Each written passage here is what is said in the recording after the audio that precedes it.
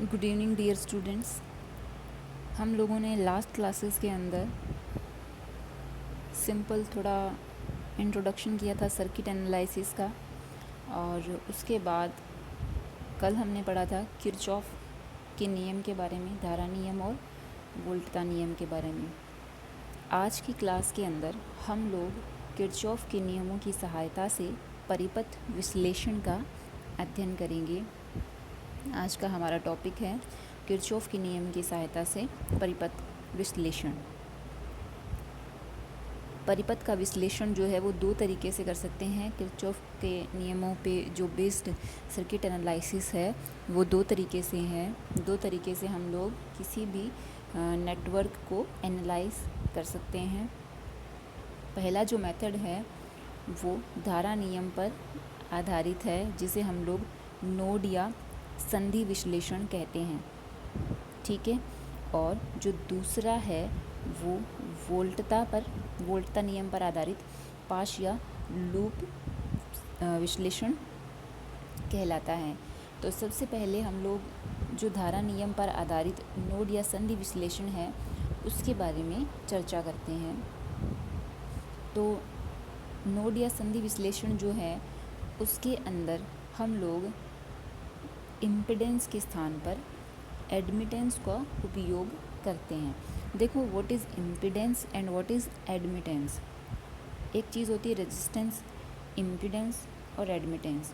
Resistance जो होता है उसको हम लोग सिंपली आर से शो करते हैं, ठीक है।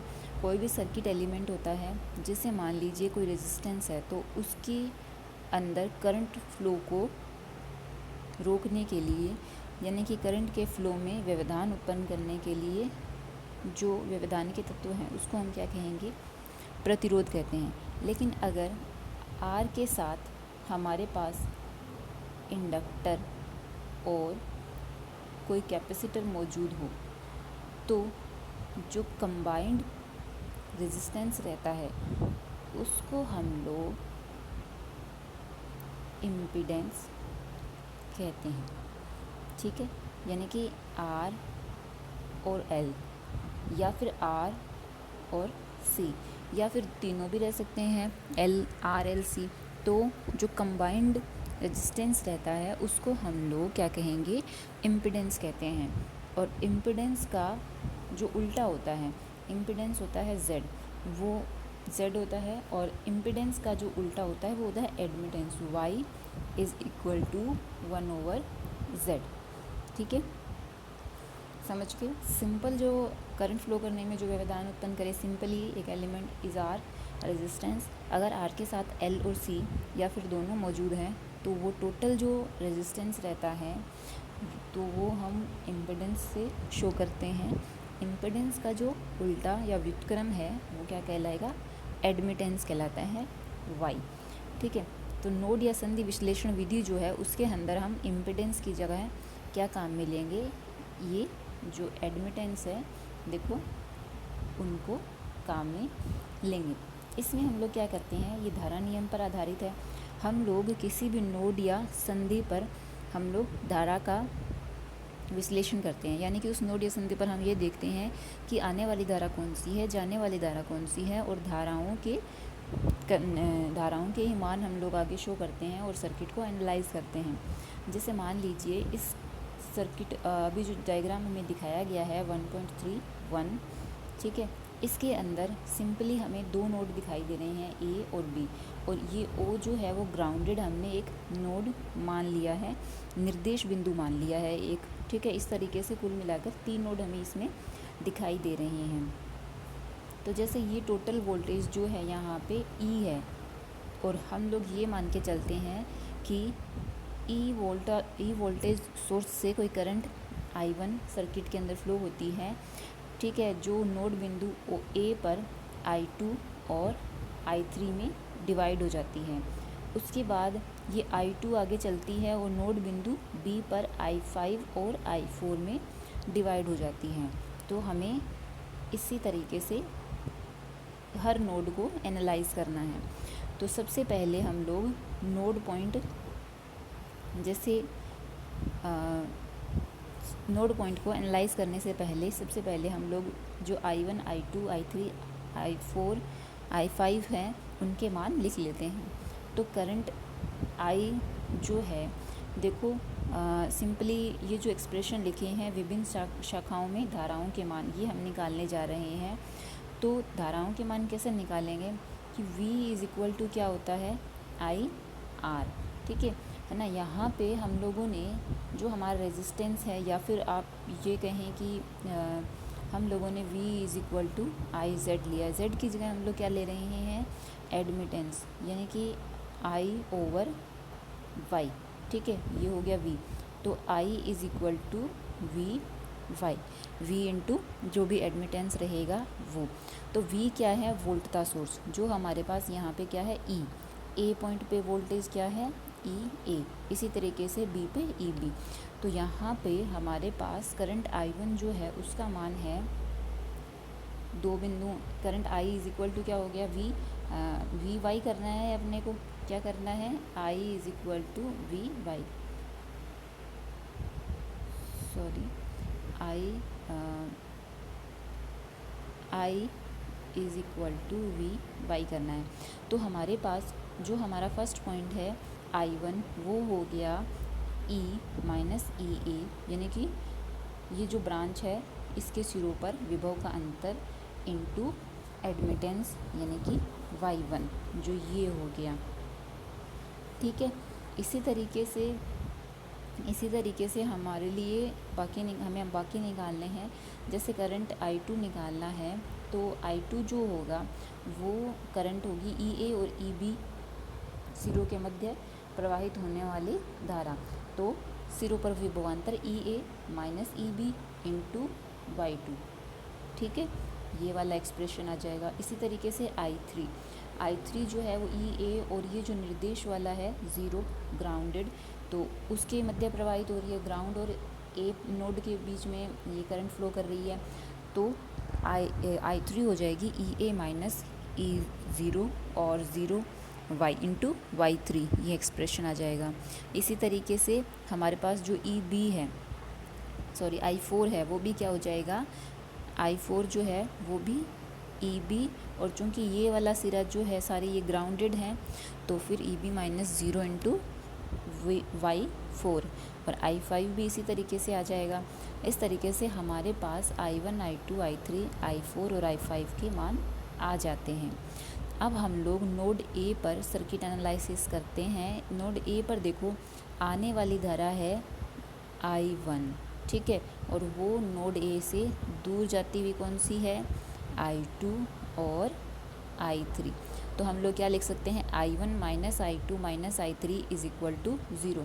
आने वाली धारा जो है उसके लिए धनात्मक चिन्ह है और जाने वाली धारा के लिए ऋणात्मक चिन्ह है, और समस्त धाराओं का बीजगणितीय योग किसके बराबर होता है, 0 के बराबर होता है। यह क्या है किरचॉफ का धारा नियम। तो I1 minus I2 minus I3 is equal to 0 हो गया, जो एक्सप्रेशन हमारे पास यहाँ पे लिखा हुआ है, ठीक है। अब इसके अंदर हम लोग I1, I2 और I3 के मान रख देंगे जो ऊपर हमारे पास निकाल रखे हैं हमने। I1 E minus EA Y1 और I2 EA माइनस EB, ये है ना ये वाले मान। तो जब ये हम इस इक्वेशन में पुट कर देते हैं तो हम थोड़ा सा ये इसको सही से लिखते हैं, जिसके अंदर EA और EB इनको हम लोग कॉमन ले लेते हैं, जहाँ कहीं भी एडमिटेंस के टर्म में ये कॉमन आ रहे हैं। जैसे E जो है E वो सिर्फ Y1 के साथ है, और जैसे E है वो Y1 के साथ है ये, और A जो है वो Y1 और Y2 के साथ है, और E2 जो है EB जो है वो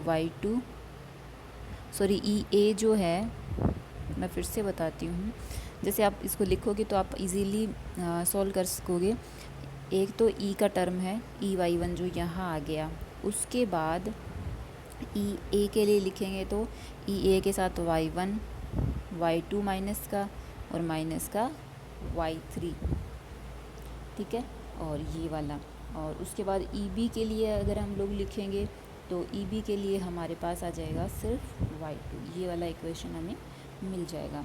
इसी तरीके से हमें एनालाइज करना है नोड पॉइंट बी पे, बी जो है उस पे क्या हो रहा है, तो बी पे आने वाली करंट I2, जाने वाली I5 और I4 हो जाती हैं।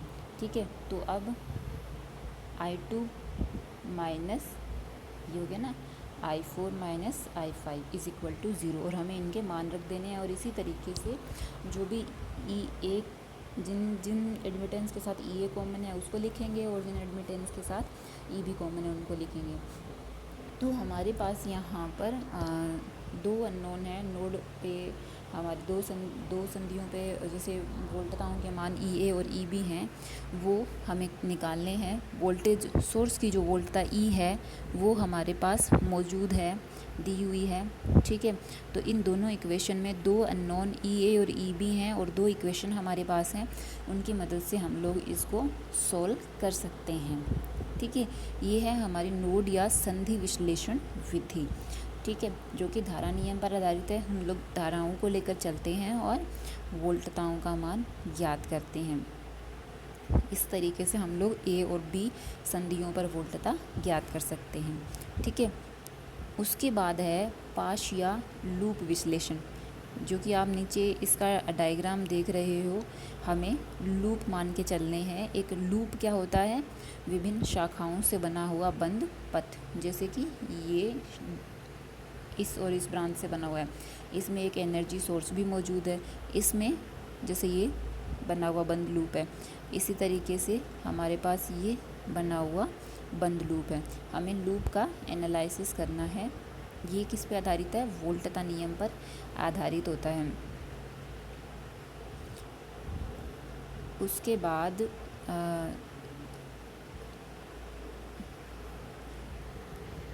बाद हम लोग जो नेक्स्ट है लूप या पाश विश्लेषण विधि, उसके अंदर हम लोग हर एक लूप के अंदर सबसे पहले एक निर्दिष्ट धारा की दिशा मान लेते हैं। जैसे कि हमने, आप इस डायग्राम में देख पा रहे हो कि I1 करंट की डायरेक्शन जो है, I2 करंट की डायरेक्शन, सब में हम एक करंट की डायरेक्शन फॉलो कर लेते हैं। फिर उस लूप या पाश के लिए आपको समीकरण लिखना होता है। जैसे कि हमने अपनी फर्स्ट क्लास के अंदर ये सीखा था कि किसी भी लूप या पाश के लिए अगर हम लोग इक्वेशन लिखते हैं कि तो जो निर्दिष्ट धारा की दिशा के अंदर कोई भी वोल्टेज सोर्स मौजूद होता है, तो जैसे अभी जो निर्दिष्ट धारा की दिशा में हम लोग हर एक एलिमेंट को जज करने चलते हैं, तो जो साइन पहले आता है वो हमें लिखते चले जाना है। तो उससे हम उस लूप या पाश के लिए इक्वेशन लिख सकते हैं। और वैसे भी किरचॉफ के वोल्टता नियम के अनुसार किसी भी लूप या पाश के लिए, बंद लूप या पाश के लिए समस्त वोल्टताओं का या फिर जो सर्किट एलिमेंट्स जुड़े हुए होते हैं उन पे विद्युत वाहक बलों का बीजगणितीय योग क्या होता है, 0 के बराबर होता है। जैसे अब हम अगर फर्स्ट वाले लूप के लिए लिखना स्टार्ट करेंगे इक्वेशन, तो जैसे आप यहाँ पे ये इक्वेशन देख पा रहे हैं I1Z1, देखिए ये जो है I1Z1 plus I1 minus I2Z3 minus E is equal to 0। मैं एक बार ये जो डायग्राम है Z1 Z2 Z3, और मैं ये इधर इस साइड बना लेती हूँ ताकि आपको क्या है थोड़ा सा समझने में आसानी होती है। जैसे हमारे पास ये एक बैटरी है, यहाँ पे Z1 है, यहाँ पे Z3 है, यहाँ पे Z2, यहाँ पे Z4 और यहाँ पे Z5। ये हमारा डायग्राम है। ठीक है, इसमें करंट की डायरेक्शन ये है, ये प्लस ये माइनस, और ये हमारा बैटरी वोल्टता E है। ठीक है, तो जैसे हम लोग सबसे पहले ये वाला करंट क्या है, I1 है, और इस लूप के अंदर जो करंट जा रही है वो क्या है, I2, और इसके अंदर I3। जैसे अभी हम लोग क्या है एक सर्किट को, एक इक्वेशन को समझाने के लिए मैं पहले एक ही बना लेती हूँ ताकि आपको थोड़ा समझने में आसानी रहे। जैसे ये E, ये Z1, ये Z3, ये Z2, ये Z4, ये I1 और ये I2। अब जैसे हम लोग इक्वेशन लिखते हैं फर्स्ट लूप के लिए, तो ये जो करंट की डायरेक्शन है, ये वाली करंट की जो डायरेक्शन है, इसमें जब हम आगे बढ़ते हैं तो बैटरी का सबसे पहले ई आता है, तो हम लोग लिखते हैं माइनस का ई। फिर उसके बाद में Z1 जो एलिमेंट है उसमें से सिर्फ I1 करंट गुजरती है, तो plus I1 into Z1, V is equal to I R. ठीक है, I इंटू आर, आर यहाँ पे क्या है, Z1 इम्पिडेंस है। फिर हमारा जो Z3 एलिमेंट है, उस Z3 एलिमेंट के अंदर ये करंट है I1, और जो करंट I2 है दूसरे लूप की, वो इस तरीके से है, यानी दोनों अपोजिट डायरेक्शन में है। तो अभी जैसे हम लोग फर्स्ट वाला लूप ले रहे हैं, तो इसीलिए I1 को पॉजिटिव और I2 को नेगेटिव लेंगे, तो Z3 into I1 minus I2, ये हमें करना है बस। ठीक है, तो यहाँ पे I1 minus I2 into Z3 is equal to 0, ये किरचॉफ के वोल्ट का नियम से हम लिख सकते हैं। सिंपली फर्स्ट लूप है, उसके अंदर हमारे पास ई वोल्टेज सोर्स लगा हुआ है। निर्दिष्ट धारा की दिशा में चलने पर सबसे पहले माइनस ई लिखेंगे, माइनस वो साइन आएगा तो माइनस का ई। Z1 में से I1 करंट जा रहा है सिर्फ, तो I1 Z1, और Z3 जो है उसमें I1 और I2 अपोजिट डायरेक्शन में जा रहा है, तो I1 minus I2 into Z3 is equal to 0। तो ये इक्वेशन हमारे पास बन जाता है। ये देखो, जो पहला इक्वेशन है वो यही है, I1 Z1 plus I1 minus I2 Z3 minus E is equal to 0 था। इसमें क्या है, जैसे I3 का कोई एलिमेंट है नहीं, तो हमने इसमें 0 लगा के I1 I2 और I3 के लिए एक इक्वेशन तैयार कर लिया है। I1 को कॉमन लिया है, I2 को कॉमन लिया है, I3 को कॉमन लिया है, और इज़ इक्वल टू ई के बराबर कर लिया। इसी तरीके से हम लोग सेकंड पास या लूप के लिए इक्वेशन लिखेंगे। तो जैसे अभी हमारे पास सेकंड पास या लूप ये वाला है ना, तो ये वाला है, इसके अंदर सबसे पहले जैसे हम Z2 से स्टार्ट करें, तो Z2 में से सिर्फ I2 जा रहा है, तो I2 इंटू Z2 हो जाएगा।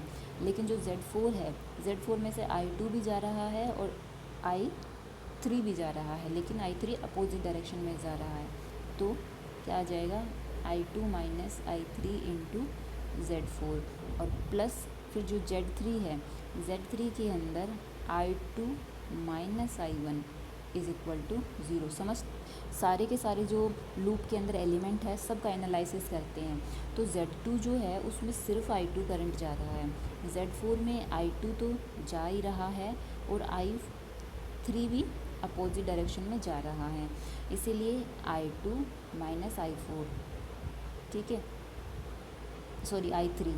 और जो Z3 एलिमेंट है ये वाला, इसमें ये हमारी I2 है, क्योंकि हमने सेकंड लूप लिया है, तो ये हमें पॉजिटिव लेना है, और I1 जो है वो अपोजिट डायरेक्शन में नेगेटिव लेना है। तो ये हमारे पास इक्वेशन बन जाएगी, और इस इक्वेशन से हम I1 I2 I3 कॉमन लेके एक नया बना लेंगे।